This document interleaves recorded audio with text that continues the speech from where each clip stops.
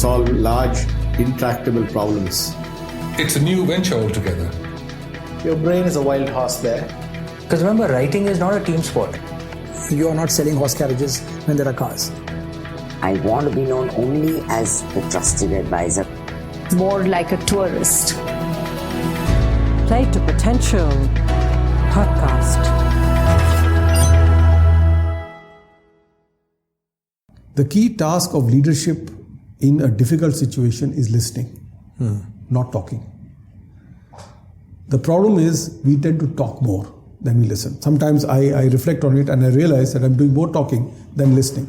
But in a crisis situation, listen. You will get different ideas flowing in. Some of it will make sense, some of it may not make sense. Ultimately, it is for the leader to distill it and ensure that the buck stops at his door. Sure. So I have always told my team, look, I welcome the suggestions. We will craft the plan together. We will decide on who's accountable for what. If it does not work, it is me. And I will take the rap for it. Two things happen. One, you get the best ideas on the table. And two, your people will die for you because they know that if the rap happens, you're going to be the guy who's going to take the rap and not them. Welcome to the third conversation in 2018 and the 24th conversation at the Play to Potential podcast, a series of reflective conversations with accomplished individuals across various fields on three broad themes: leadership, transitions, and careers. I'm your host Deepak Jayaraman. I'm an executive coach and I work with leaders and organizations play to their potential by engaging with them during periods of high-stakes transition, personal and organizational. You could visit transitioninsight.com for more details. If you're new to the podcast and want to get a sense of the nature of the content that's covered here, you might want to go to YouTube and type Play to Potential Highlights from 2017. I've tried to capture the key takeaways from my various conversations last year with leaders across disciplines, from people such as Zia Modi, Nandan Nilekani, Vishwanathan Anand, Vinita Bali, Vijay Amritraj, Avnish Bajaj, and the like. My guest this time is Suresh Narayanan, Chairman and MD of Nestle India Limited. In our conversation, we spoke about his perspectives around transitioning across cultures. He's had stints in Philippines, Egypt, Singapore, and in India, just to name a few of his last stints. We spoke at length about how he took charge when the Maggi crisis hit the company and managed to turn around the fortunes. He also decoded the notion of resilience and business judgment and discusses his perspectives around marketing 2.0, given the changes that are happening in the digital world. We also spoke about how his formative years laid the foundation for his attitudes and approach to life, something that's held him in good stead through his journey. Just a quick note on how you could access the content at playtopotential.com. You could listen to the full conversation or a particular nugget. If you're more interested in multiple perspectives that are curated by key themes, you could visit the curated playlists section on the website. Without further ado, over to the conversation with Suresh.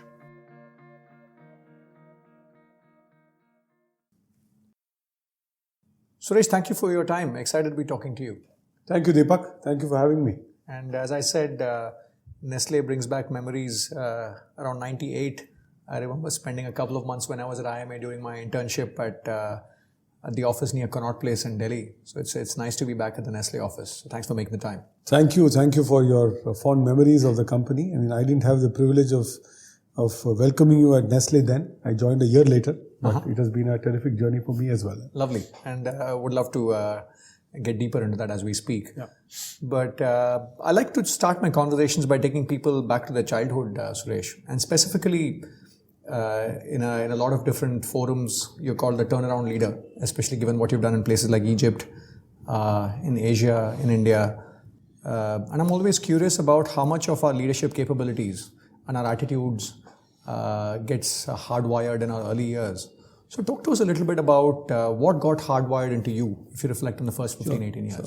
Look, I think firstly, let me rest a comment that the term turnaround MD is something that I feel very uncomfortable about because turnaround almost sounds as if it is a singular act that is done by a person in order to retrieve a situation. Right. In my case, it is more than 7,000 employees who have been together, and there have been partners and associates of the company who have played a very, very critical role. So I would be going against my conscience if I were to not acknowledge the role that they have played. But insofar as my own journey is concerned, look, Deepak, I come from a very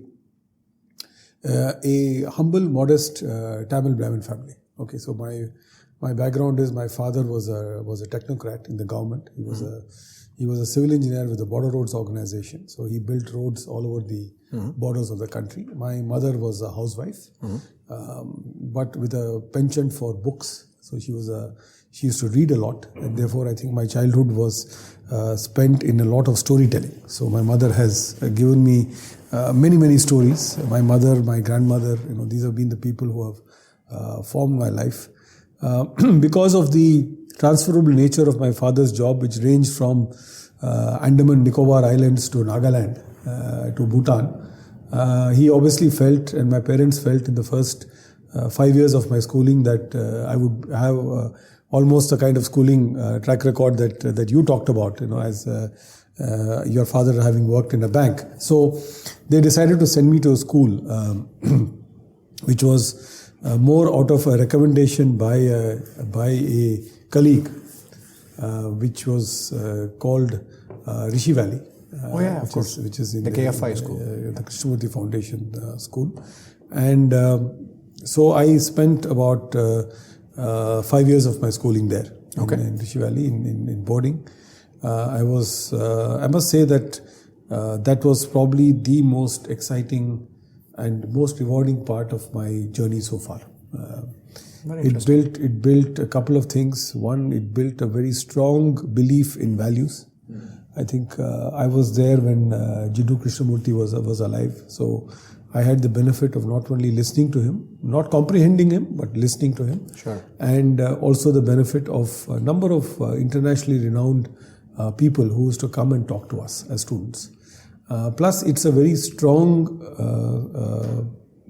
education system, which is more based on inquiry and more based on molding and tempering your own conscience and personality, rather than just pandering to the requirements of being a commercially or cosmetically successful human being. And way ahead of its times in terms of... Way ahead of its time. So I think in that sense it built certain strong values. I mean, from my background and from my parents, I got the value of education. I mean, one of the things I always joke about culturally amongst Tamilians is, I'm sure your father would have been more proud to introduce you as an IIT, IIM graduate, rather than whether you had 3 cars and 4 houses. So for us, it is always the education. The goddess Saraswati counts more. That is goddess. So it counts much more. So the value of education, the value of hard work, the value of integrity, the value of trust,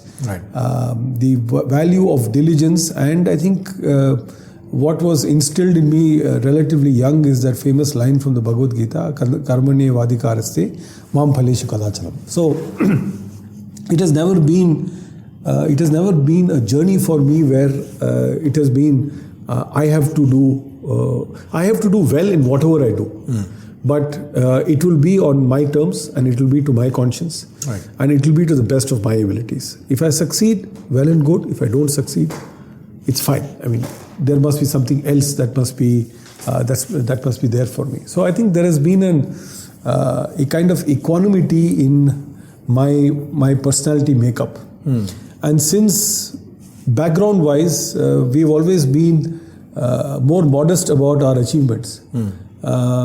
I have tried to keep myself always on the ground. Even when I was rivetingly successful, as in a few of my assignments, I never allowed, or I try and see that doesn't become the center of my personality. That it is part of the journey. It is something that I have achieved together with a lot of people. And I always say that, look, this success will be long lasting only when the seeds of continuity are sown by me. Otherwise, it is just an event that you mark in your calendar. And I think that has kept me in good stead. Got it. That's wonderful, Suresh. Moving forward, again, the other transition I'm curious about is the education to career, the first job. And I remember reading about you wanting to join the IAS initially, but joining HUL when they came to campus to hire. So talk to us a little bit about that, but actually now with the wisdom of hindsight, how do you, what sort of advice do you give to somebody who's at a crossroads of direction of career? Well, it was an interesting journey for me, Deepak, because actually having belonged to a family, my father was a technocrat, my grandfather was a bureaucrat, my great-grandfather was a bureaucrat. So their family's belief was always that the government job and something that gave pensions and stability was the job to be in. So in fact, after doing my honours in economics, I was one of the few people in my batch not to give the CAT exam. I didn't give it at that stage because I was very clear that I wanted to go and do a master's and then apply for the IAS. So I went on to the Delhi School of Economics and did my master's in economics, specialized in monetary policy and in agricultural economics. And had either of two paths. I said either I'll go for the IAS or I will apply for a PhD and go overseas. Being the only child of my parents, I think my parents kind of dissuaded me from applying overseas because I think, heart of hearts, I think my mother had the mortification that I might produce a American daughter-in-law, and that was something that was not palatable at all in the context of the Tair Sadhan that would have been on the dining table. Absolutely. So I instead chose that I will go for the IAS. At about that time, someone mentioned, one of my uncles in fact mentioned that, and it so happened, Hindustan Unilever, as sometimes there is, I always believe in the hand of fate, Deepak. Sometimes it happens. Hindustan Unilever never came to Delhi School of Economics before this. In 1981, they chose to come to Delhi School of Economics. Why they came, I have no idea. My placement committee... This for management trainee positions. For management trainee positions. My placement secretary at that time in Delhi School of Economics takes full credit for it, saying that it was because of his charm that it worked. Whatever be the case, they came. The same uncle told me that, look, it is a good practice for the IAS exam because Hindustan Unilever has good interviews and it will help you in the IAS interview. So I said, fine, this is a good idea and I will apply for it. And Lever at that time, in the early 80s, was still the organization that would insist on you being in the top 10 even to apply. Sure. So I happened to be in the top 10 of my class to apply to HUL. And I went through the first round of interviews in Delhi. I had a formidable bunch from FMS and from St. Stephen's and from other places. And I just went, I said, for a lark, let me just go and give this interview. I gave this interview. And lo and behold, the feedback came saying that you have been selected for the final interview in Mumbai. Those days, you had to go to Mumbai. It was unlike your time and viewers would come and pick up from IMA. So I was told, and then I thought I'll throw a curved ball. My exams were around the corner. So I said, and they were offering first class rail fare. So I said, look, I will not be able to come because it's very close to my exam unless you give me an airfare. It so happened again, fate intervened. And they said, okay, we'll give you airfare, and which in those days was pretty expensive. Sure. So Lever actually gave me an airfare. I borrowed some money from my cousin in order to buy the ticket because I didn't have that kind of funds, and my father was in Dhanbad. So I went to the HUL interview and was surrounded by candidates from IIM Ahmedabad, IIM Calcutta. I think about the least there was Faculty of Management Studies. Sure. And somebody then asked me, said, where are you from? I said, Delhi School of Economics. They said, what? I said, Delhi School of Economics. And then they had a case study, and you won't believe it, Deepak, I didn't know what a case study was. I've never done a case study. I've done perspectives, theorems, and those kind of things, never a case study. So I went through that case study. I don't know how I managed it. The bottom line for me is that I believe that whenever you are you really don't care about the consequences of what you do a fantastic job. I wasn't dying for the HUL job. I mean, honestly, I was there for the interview. That was my objective. Lo and behold, I finally got the job, and two fabulous men were part of my. Sorry about that. Sorry. Yeah. Please. So two fabulous men were part of my, or three actually, were part of the panel who finally selected me. One was R. Gopalakrishnan. Sure. Right. One was a gentleman called Shunu Sen, who was a marketing wizard at Hindustan Unilever. And third was a gentleman called Tarun Sheth, who later on set up a search firm called Shilputsi. So yes. they were part of my thing. So they finally called me in and they said, look, we have selected you as and I was the only one on the day out of 14 candidates who had been called. So I don't think people expected me to get the job. I never expected it. So I got the offer letter and I came out. And if I may double click on that, just maybe at the risk of being immodest about yourself, what would you say they saw in you that led to them picking you? I think what they saw in me was, I was most unmanagement-like. My thinking was not the usual predictable stuff that they were getting out of IIM graduates. I think that was part of it. I was analytic, but analytic in a very economic, social science way. I was not analytic in a very management way. Got it. I didn't know any jargon, right? Sure. The word margin to me was more to do with marginal utilities and stuff like that. It was not marginal cost and those kind of other or margins itself. So I think probably they found that. And at that stage, Levers was also trying to look and see whether they were able to get in candidates other than just B school grads to join their management ranks. Because some of them, people like Gopalakrishnan and Shunu Sen, did not have the benefit of going to B school, but were eminently successful people in the organization. So I finished that, came out, and came back home. That I was staying with my aunt and uncle in Vadala in Bombay. And I called up my father. That's where I live now, actually. Yes? That's where I live now. Definitely a wonderful place. So I called up my father, trunk call in those days, no mobile phones. And he told me, I said, Dad, I've got the job. He said, oh. He said, how much salary are they paying you? First question. So I gave him my number. He said, good, Suresh, it's a very good salary. It's only about 30% lower than what I'm getting. But I'm getting this after 30 years. So I think it must be a good salary. Any case, he said, talk to your uncle, who was in the IAS, and ask him on whether he should take this offer. So I met my uncle.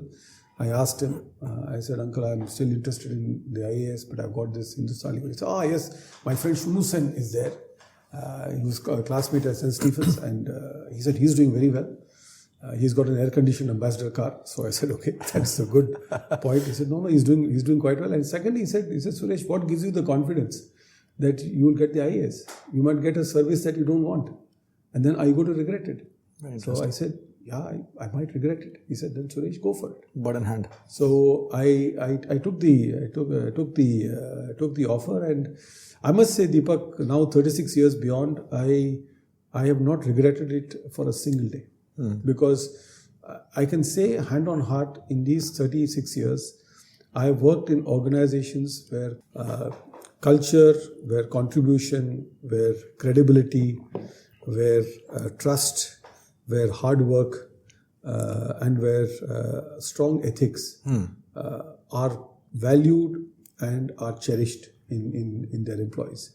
And I can say hand on heart, there has never been a situation where I've had to compromise on my values. Got it. And I think that is something that keeps me happy and that keeps me going, because I always believe, and this is the only advice to youngsters, is choose a profession where you live and work on your terms. If you're doing something which, in my case, management happened by accident. It was not something that I was looking forward to. But when I got into it, I said, how can I live this life on my terms and live this life with the purpose and values that I have been imbued with? And it gave me that opportunity. And I was lucky. that I worked at Levers, at Colgate, at Nestle, 3 of the finest consumer good companies. And I've enjoyed this journey. Lovely. And you spoke about 36 years across these companies. And again, these are all large, multiple geographies, multiple functions, multiple business units kind of companies. What would you say to people starting out in terms of just, given your journey, wisdom in terms of navigating a large corporation? Right? Sometimes there's a fear of, will I get lost somewhere? So having spent this time, if you had to decode your lessons, would you break it down to 3 or 4 things in the context of managing your career in a large organization? Sure. I think first thing I would really say is work to your strengths. Mm-hmm. Work to your strengths. Know what your strengths are.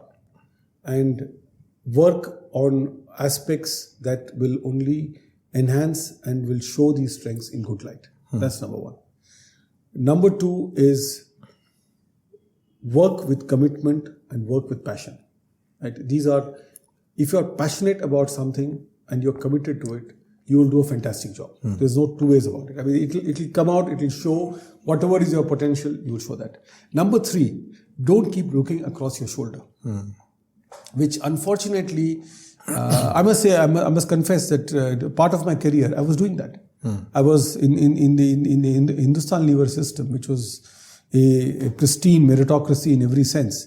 You had to make it to certain levels within certain years. There's a momentum, especially if you're a management trainee. If you didn't make it, it would be seen that this guy is not good enough to take on the top mantle or sit on the chair in the executive boardroom one day. So, but when you take away that fear of trying to be as successful as somebody else, I think you do a fantastic job. And the 4th one is have the courage to speak up and to speak out when you think that things are going wrong. You don't have to be abusive. You don't have to make career limiting moves. But I think organizations appreciate that. And number 5, I believe, is work for your people. Ultimately, we are successful as professionals. Even if I head a $10 billion enterprise or I head a lakh of rupee enterprise, I succeed because of the strength and because of the competence of people around me. If you take care of your people, they take care of you. And I think this is a philosophy that I have applied in my career, and I have never failed to be rewarded for it. Got it. And just moving forward, Suresh, you worked across these 3 companies, and even in Nestle in the last decade, you've worked across Singapore, Egypt, Philippines, and India. I'm curious about how leaders should think about the first 3 to 6 months in a new culture, whether it's a new geography in the same company or a new company. Talk to us, having done multiple transitions, sure. What would you say, what are the 3-4 things which often get missed out? I guess there's a laundry list that everybody has. But talk to me about what are the things that people don't do enough that they should? Number 1 is, I think, Deepak, I would really suggest prepare yourself. I think a lot of cross-cultural crosswires happen when you are not well prepared. So, by preparation, I mean not only in terms of trying to read up a bit about where you're going to, what are the kinds of issues and challenges that those people face, but also develop the attitude of receptiveness. That I will not superimpose my cultural value sets on a group of people to whom that may be alien. So the preparation is in terms of understanding, and the preparation is in terms of having an open attitude. Okay. That I will look at the positives of what that culture offers, rather than making comparisons between this culture and my own culture. That's number 1. Number 2 is, before you act, understand and assimilate. What happens to us is that, being operating managers for a better part of our lives, our immediate worry is, how do I get my next week's sales or my next quarter profits or whatever. Especially at senior management levels, it is important to step back and observe. So what I used to do in all the new situations is I always walk around. I don't sit in my chair. I walk around the office. I walk around to the sites. I walk around talk to the common people. What are the kinds of things that interest you? What are the kind of things that bothers you? What suggestion would you give to make this company better? Right? I think there are ways in which you touch the lives of people. The minute you touch the lives of people, you as a leader do not become unreachable anymore. And in cultures which are fairly hierarchical, I mean, Egypt is pharaonic, very hierarchical culture. Singapore, meritocratic, but still very authority driven, right? Philippines, again, is very, very rigid in terms of the structural tenets of who's the boss and who's the subordinate. Thailand, similar. They are the monarchy, right? So they have a very strong sense of position, rank, and society. So if you are able to break that, then you get a very clear path. And in that first 3-6 months, if you are able to assimilate, understand, and then drop the 4 or 5 big issues that you will address, you will be more successful in the balance part of your stint than if you were to go there with a preconceived notion that these are the 4 things that I will do and launch into it. I think the preparation is where the issue is. And how do you think about, that there's a point of view which says that there's sometimes merit in making 1 or 2 key visible decisions that signals that there's a new sheriff in town. How do you think about that? Which sort of goes against the grain of assimilate, don't do anything, and before you make up your mind. How have you thought about that? I would say, Deepak, for me that is contextual. It is not a recipe. Let's say when I went to Singapore, I did not have to make any significant changes in the way in which the organization was working for the first couple of months. Right. And then, of course, we had the 2008 economic downturn. Right. At which time I had to make certain dramatic changes to the way in which the business was being conducted. But it gave me some time. In Egypt, on the other hand, the cultural nuance always has been that whenever there is a new leader, there will be 1 or 2 things that will change. And in that organization, I found that, for example, empowerment and speed were clearly issues. People were waiting to be told to do something because they didn't feel a sense of empowerment. And they always felt that just like the Nile flowed perennially, that there's enough time to take enough decisions and there is no need for any speed and urgency. So I took 1 or 2 decisions that signaled that the new sheriff in town is interested in empowering you as leaders and is interested in speed. That he wants things to be done from a signaling perspective. From a signaling perspective. So for me, it is entirely contextual. When I came back to India, obviously I was in the thick of a crisis. There, a lot of signals had to be sent out, of course, in order to ensure that the ship started to settle down a bit. Got it. Fair enough. And specifically in a consumer goods context, I guess you need to understand. It's not just about settling into the company. It's about understanding the nuances of consumer behavior. So how do you do that when you transition from one culture to another? How do you pick up that? You grew up in India, so I think some of the Indian consumer behavior comes naturally. But when you're moving to a new geography, is there a sort of? Look, I think one of the things, Deepak, that I get from probably a functional exposure and competence that I built up. I spent a fair many years of my career in sales. So I was used to and I love to walk the markets.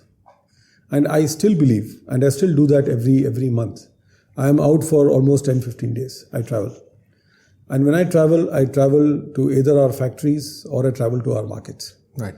And I walk. I was last week in Port Blair. I was there in one of the islands to look at how we were distributing and what we were doing there. The best way of assimilating is by seeing. The reports are there, the presentations are there. Nestle is full of it, and I will get it. I know it. I don't have to ask for it. Right. But for me, walking the markets automatically gives you the window to the consumer. What is it that the shopper is looking for? So when I walked the streets of Cairo or Luxor or any of those places, or I walked in Singapore, right, I could pick up the kind of products, the kind of shelves, the kind of retailer reactions, the kind of position that they kept Nestle in as far as the shop was concerned. All these with experience, you're able to pick up the signals very quickly. Got it. And then you come, and for me, the presentations that I got were more confirmatory in some cases. Understood. Not the main source of data. Not the main source of data. So for me, it's always been that if you are really with your feet on the ground and you walk the markets, talk to your salesman. I mean, some of the greatest lessons I have picked up in management have been from my salesmen. They have taught me pricing, trade promotions, activations, right? New brand launches, support, leadership, right? Managing distributors in crisis. These are the guys, they are, we have to be humbled by the fact that these guys may have much less education than you, but that's unfortunately the accident of birth and opportunity. But they have a lot of wisdom. And for me, I always respect them because they are the ones who run this company. Of course. Just a quick pause here. This piece of my conversation reminds me of my chat with Vinita Bali a few months back. Vinita has had the distinction of working in 6 countries across 5 continents. Among other things, she spoke about how she settles into a new geography. I think if you spend the first few days curious, listening, not jumping to conclusions, we tend to get very judgmental very quickly. I think if you spend the first few days as a tourist in a place, which is really about, as a tourist, you're exploring, you're curious, you want to read about this, that, and the other. So if you spend those first few days more like a tourist, more from the point of view of understanding and not judging, more from a curiosity orientation rather than I have the answers. And more from the point of view of really knowing that you are the new kid on the block. Right. Your hiring manager may have hired you, but none of the others, owe you anything. I think if you find that level of acceptance, and I learned it when I went to new countries. I mean, what did I know about consumers in Nigeria? What did I know about consumers in South Africa? And you have to very quickly go and figure out what that model of collaboration or cooperation is going to be. And I think if there is that attention paid, including to some of the softer things, this is not a task-oriented framework. If this is of interest, please go to Nugget 16.06 at playtopotential.com. You might also find my conversation with Nandan Nilekani relevant as he spoke about multiple transitions, Infosys to UID, UID to fighting elections in Bangalore, and then to being an enabler in the fintech ecosystem. Unfortunately, I had the conversation with him before he transitioned back to chairmanship at Infosys. I hope you're finding this conversation purposeful. I would really appreciate if you could take a moment and rate the show and write a review on iTunes. Now, back to my conversation with Suresh.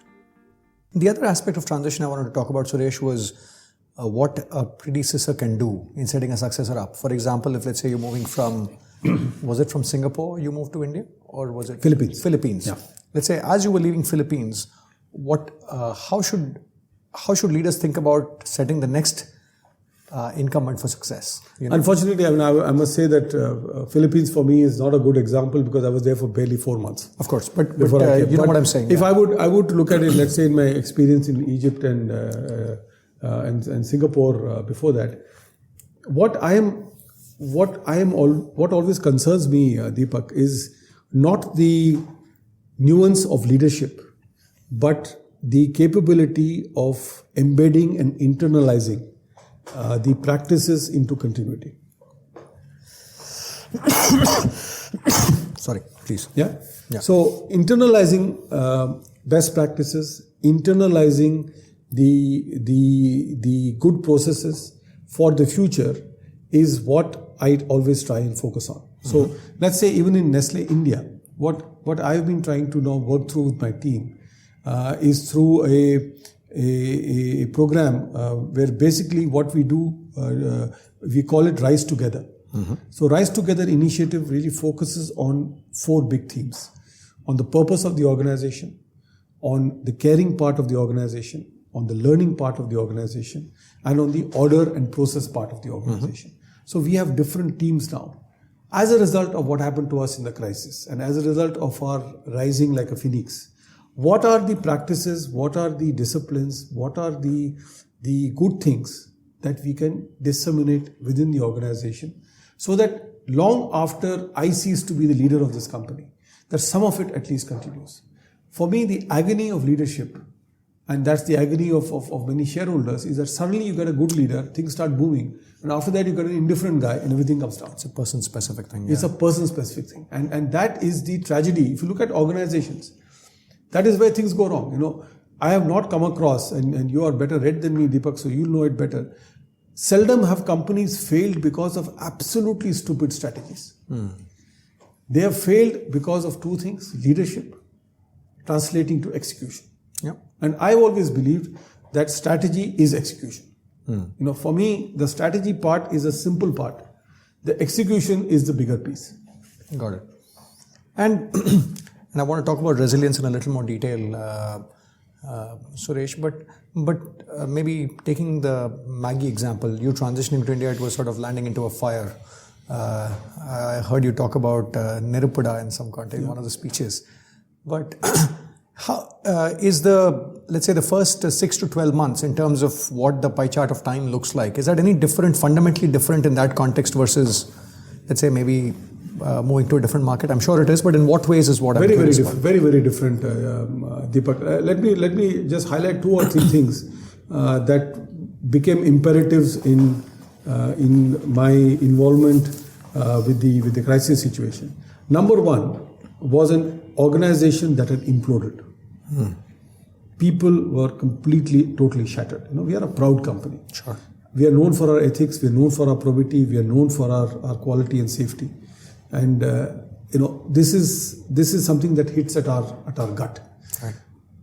People became my number 1 priority. Usually when you get into a market, in a different market situation, it's the business that becomes a priority. But for me, it was the people that became the priority.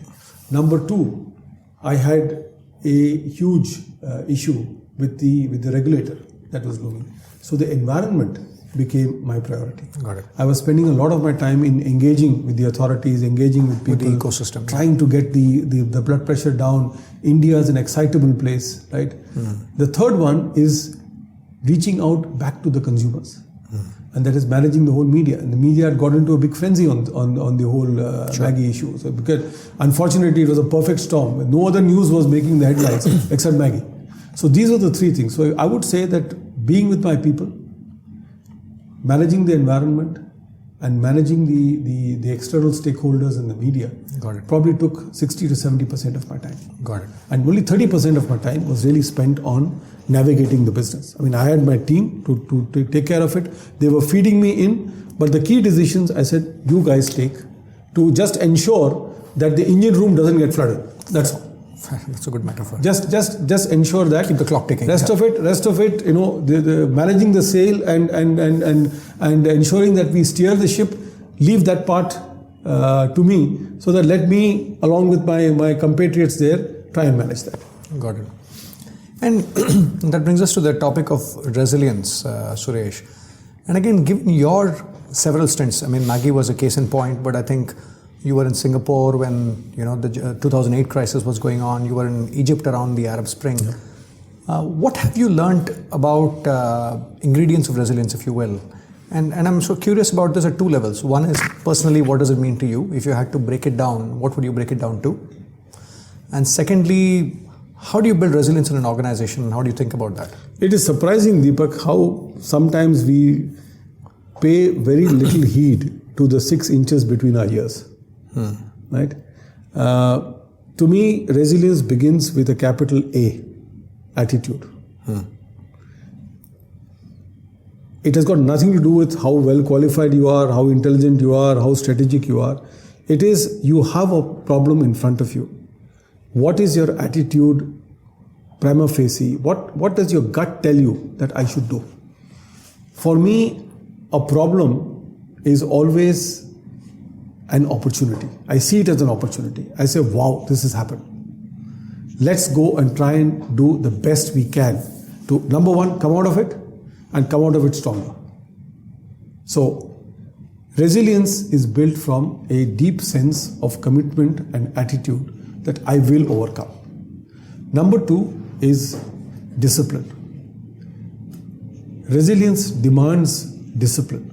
It demands the capability to say, I will repeat this action again and again and again and not give up.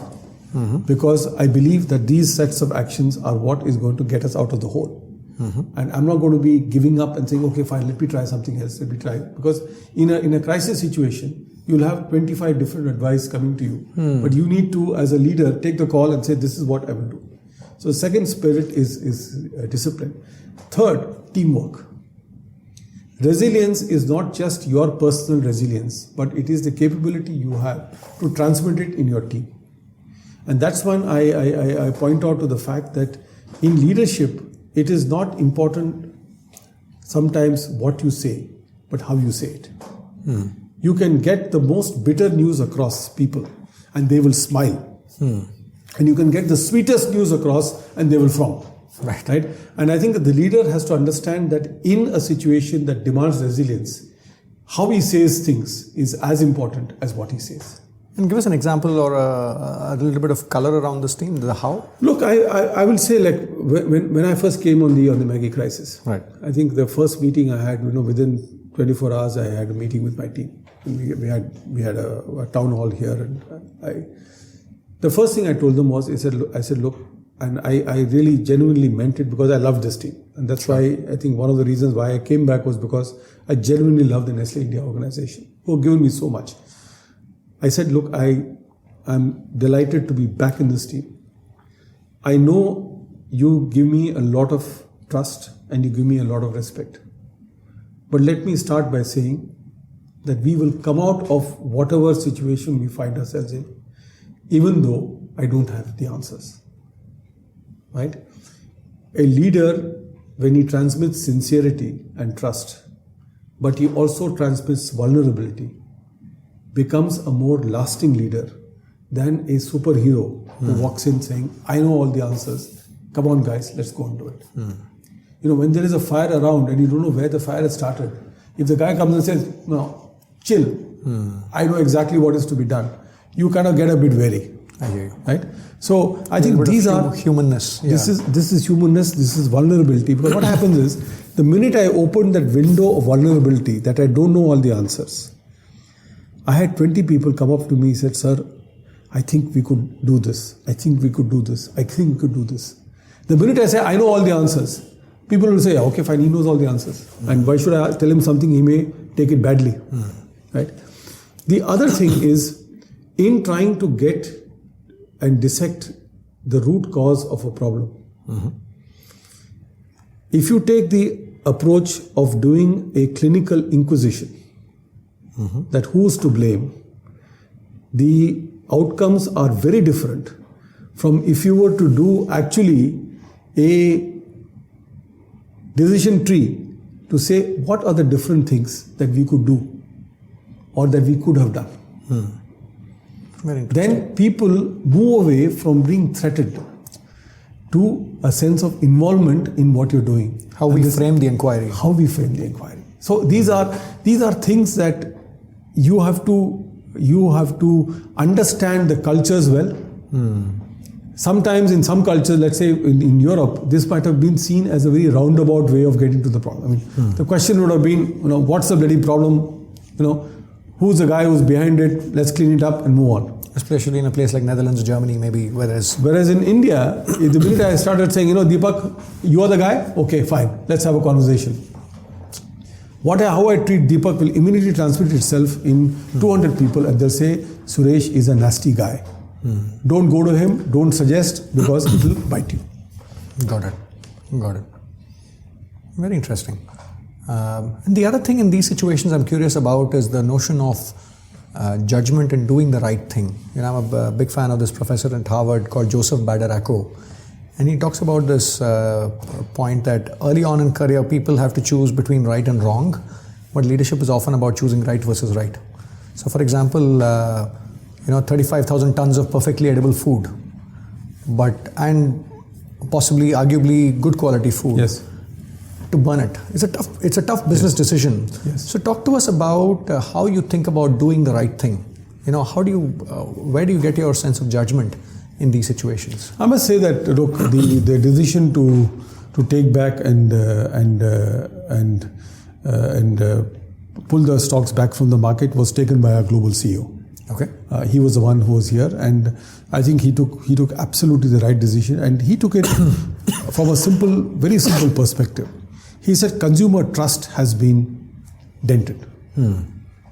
When a consumer trust is dented, there's no point in me going on saying that, look, I'm perfect. I'd rather retreat and say, take the thing back, vindicate myself, and then come back. Rather than trying to go around and saying, no, this is actually fine, this is actually perfect, please eat it, please don't. The fact of the matter is that more than 90% of consumers knew then, as they know now, that there was nothing wrong with the product. They were consuming it for 25, 30 years, and generations have been brought up on Maggi, so nothing had happened to anybody. But anyway, that was the call that's taken. I think in such situations, Deepak, what is really important, and that's the call of leadership. You will get different ideas from people. My belief has always been listen to it very carefully. The key task of leadership in a difficult situation is listening, not talking. The problem is we tend to talk more than we listen. Sometimes I reflect on it and I realize that I'm doing more talking than listening. But in a crisis situation, listen. You will get different ideas flowing in. Some of it will make sense, some of it may not make sense. Ultimately, it is for the leader to distill it and ensure that the buck stops at his door. Sure. So I have always told my team, look, I welcome the suggestions. We will craft the plan together. We will decide on who's accountable for what. If it does not work, it is me. And I will take the rap for it. Two things happen. One, you get the best ideas on the table. And two, your people will die for you because they know that if the rap happens, you're going to be the guy who's going to take the rap and not them. So there is also a certain moral obligation. If you told me, Deepak, that look, Suresh, even if you give a third-rate interview, it is me who's responsible for the third-rate interview and not you. I will have a certain moral obligation to say, I will not allow Deepak to do that. Why should this poor fellow get rammed because of my stupidity? So I will try and do the best that I can. So I think some of these very simple kind of way in which we treat, I always call it the Nestle family. And the reason why I call it a Nestle family is because our relationships are like family. We spend 12 to 16 hours in this office. I spend less time with my wife than I spend in this office. So for me, people around me here are like members of my family. And since the culture of Nestle is very particular on dignity and respect for people, it works well. Got it. And a related point, Suresh, in a lot of ways, the journey of Maggi also has been a story of rebuilding trust with the consumers. So what have you learned about building trust in the context of your journey overall, but more in the context of Maggi in a more pronounced way? How do you sort of break it down? Building trust, but also re-establishing trust, which is probably the case in this. Look, I think, firstly, trust is all about ensuring that whatever you are building the trust on is rock solid at all points in time. The reason why Maggi was able to come back to its primacy and come back strongly on trust was because at no stage was food quality and safety ever compromised in this company. The strength of my backbone, Deepak, depended on the ethic of this company. If that was not the case, if I had actually been part of an organization where these things were kind of okay, a few batches here and there, it's fine, the reaction on trust would have been very different. Right. So walking the talk and talking the walk as far as the core trust aspect is concerned is inviolable for the company. So that was number one. Number two is navigating the path with dignity, respect and transparency, and not trying to show that the other guy is wrong. In my case, if the regulator felt that I had erred, it would have been absolutely foolish of me to go and try and poke the government of India in the eye Who am I? I am one corporate player amongst thousands of corporate players in this country. The government of India and the bureaucracy is zillion times bigger than me. Sure. So that foolishness and that arrogance, sometimes because of ego, can also lead to a downfall. But if you do it with dignity and with respect, and you repeat the same message again and again. I just want to pause here and relate to a recent development in a totally different domain. Dara Khosrowshahi, the CEO of Uber, at some levels is dealing with a situation very similar to what Suresh inherited when he joined Nestle in India. Dara recently settled a lawsuit with Waymo, the self-riding business spun out of Google, where Uber was accused of stealing trade secrets. Without getting into too much detail, the crux of the insight for me when I saw the tone adopted by Dara recently is that it's along the lines of what Suresh talks about, navigating the path with dignity, respect and transparency. Putting your past behind you and making the space for the future. If this is a topic of interest, you should Google this and it will give you an insight into the nuance with which Dara had handled the crisis. I hope you're finding the conversation purposeful. I would really appreciate if you could go to iTunes and rate and review the show. Now, back to the conversation with Suresh, where he continues to talk about what it takes to rebuild trust. And number 3 is if you keep your doors open in terms of people that you need to talk to, over a period of time, trust gets built back. But it all starts with the inviolability of whatever is predicating the trust. If that is fine, I think you can come back. If that is That's wobbly, the backbone on which everything rests. if that is wobbly, Deepak, there would have been no chance. There would have been no chance because I would have had to at some stage, hum and haw and I know Deepak, but kind of it could have happened. I had so many samples of mine analyzed. Not a single sample failed. If one sample had failed, Deepak, you would not have given your child Maggi.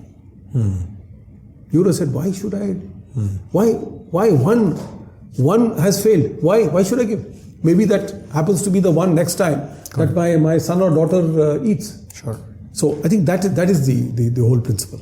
Got it. And you have to ensure, I think, in building the trust that these principles are disseminated to the lowest level in the organization. And that is the beauty of the Nestle culture. That's got nothing to do with me. Sure. The beauty of the Nestle culture is that the guy in the factory will be as conscious of this, if not more, than what I am. And they will not do anything that is going to play with us.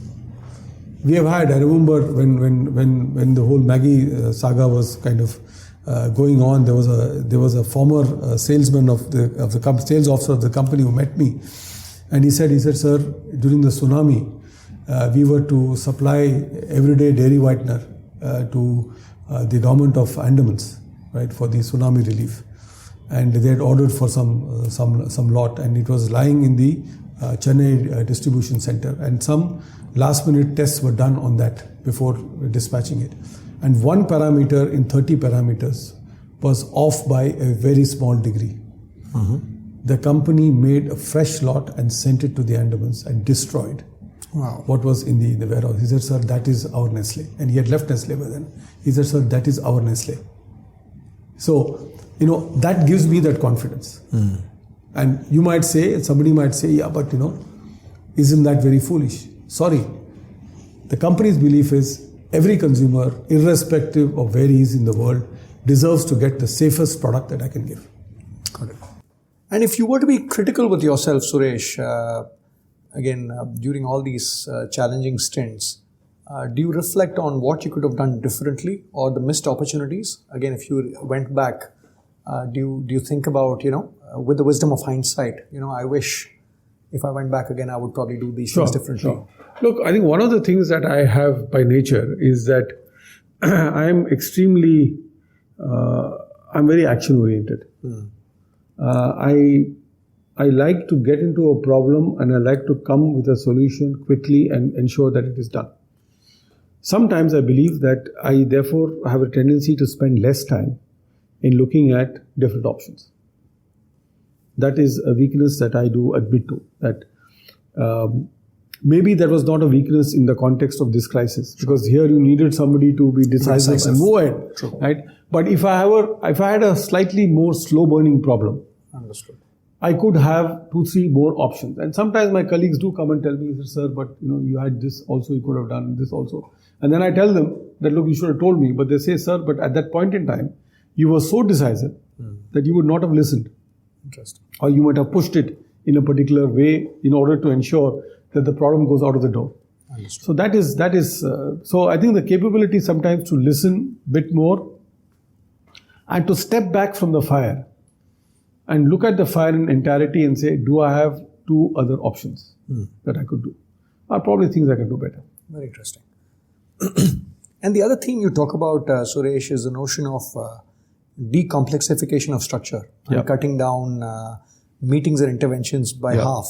Talk to us more, because that's I could identify with that theme being reasonably universal across companies. Sure. So talk to us. What do you have in mind? Look, I think it came out of my earlier experience, and in fact, actually doing some time and motion study on, for example, our salespeople. Okay. And it was a horror to me when a statistic was shown that only 1/3 of the time of the salesman was actually being devoted to the customer, and 2/3 was going in internal alignment meetings and reporting meetings. So I just thought to myself, in fact, the sales manager himself told me, he said, sir, this is a waste of my time. You are telling me 1/3 of my time with the customer who matters, who generates revenue, and 2/3 is going to go in aligning you, aligning him, aligning things, putting together format, templates, reporting, variances, etc., etc. So that set me off on a journey in all my subsequent states. When I was here many years ago as a sales director, we used to generate a number of reports each day. So I told my IT guy, I said, from tomorrow, stop sending 50% of the reports that you're sending. Let's see if there's any reaction. Deepak, nothing happened. Nobody came back. And then I said, please track what were done with the earlier messages. Deleted without being seen. Now, the man hours spent in generating this data for people who are not even interested in it, isn't that a crime? So one of the things we said was, and we said, look, that should be a outcome of this whole crisis. We said, the behaviors that we need in this company is to be fast, focused, and flexible. All of these need, therefore, the ability of the right allocation of time and meetings to the right purpose. Got it. So we said, let us go on across the board, and I just set the company a target, cut meetings by 50%. The youngsters loved it. They said, we spent half our time in India, and I found people. And you monitored that as a metric? Yeah. Wow. Okay. And, I used to find sometimes, I used to stay up late in the office because of this crisis and walk down sometimes and see youngsters walking away at 7:30 and 8 in the night. I said, why are you guys walking away so late? So we had a meeting. And then I asked the HR guy, I said, what's wrong with this company? Why are people having meetings at 7 o'clock in the evening? He said, sir, because, during the first couple of hours, all of them are having review meetings. And then therefore the real meeting is taking place in the evening. I said, if guys are going to go back at 8 o'clock in the night, what are they going to eat? What are they going to sleep? What are they going to spend time with their families? Is this what we are? Zombies that we're going to create? At least me as a leader then should set the trend. Because this is a leadership issue. I have worked in organizations and I've been the victim of bosses who loved 24-hour meetings. I said, at least when I am the boss, I don't want that to happen. And I think it has been salutary. There are still pockets where it hasn't happened. It's a journey, yeah, of course. But it's a journey. Got it. It's a journey. And marketing as a function, in a lot of ways, is undergoing disruption with digital and data and stuff. What's your take on, let's say, marketing? I don't know if it's 2.0 or 3.0, but what's your insight on how the function is changing and how it's changed over the last? Look, Deepak, it has changed dramatically. I can tell you from the time when I was a brand manager to today, the change is absolutely 180 degrees. We were talking more about, defined target groups, psychographics, brands with limited reach, media vectors that were relatively well defined, and we were happy doing what we were doing. I think today the whole, in the digital age, we are not, I don't believe in this term digital marketing. Sure. We are now marketing to the digitally enabled. Right. So everybody, my assistant brand manager, to my sales officer, to my marketing manager, to my head of business, has to be digitally wired. The reason why Maggi was able to come back was largely digital. Largely digital. I mean, the digital interventions that we have done as a company, what we didn't do on the brand for the previous 20 years, we did all that in the first 6 to 9 months of the reintroduction of the brand. When you said digital, such as? Digital advertising, digital engagements, e-commerce related engagements, consumer engagement services. We have a 24/7 consumer engagement services as a company now. Got it. Our response times are less than 30 minutes for a consumer query.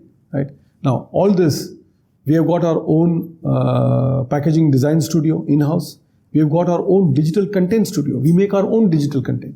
Very interesting. Because we don't give it out to agencies to do it, because the time, we believe, is lost. And also from a cost economics point of view, you have your own team. They know exactly what is to be done. So we are really very much on this journey of embracing digitally the consumer, because our consumer is very much the urban middle class, the millennials, the first jobbers who are in our brands. These people are not interested in your buntings and posters and slightly more archaic modes of communication, but more interested in having a conversation with you on their terms and not on your terms. Right. So I think that whole change is propelling the change within the organization, and there I see my role as being more a facilitator. Since I don't understand, I must confess, more than 90% of the technology that is being used. Sure. I say, okay, fine, I will give you the license to experiment. Got it. Snapdeal was an experiment.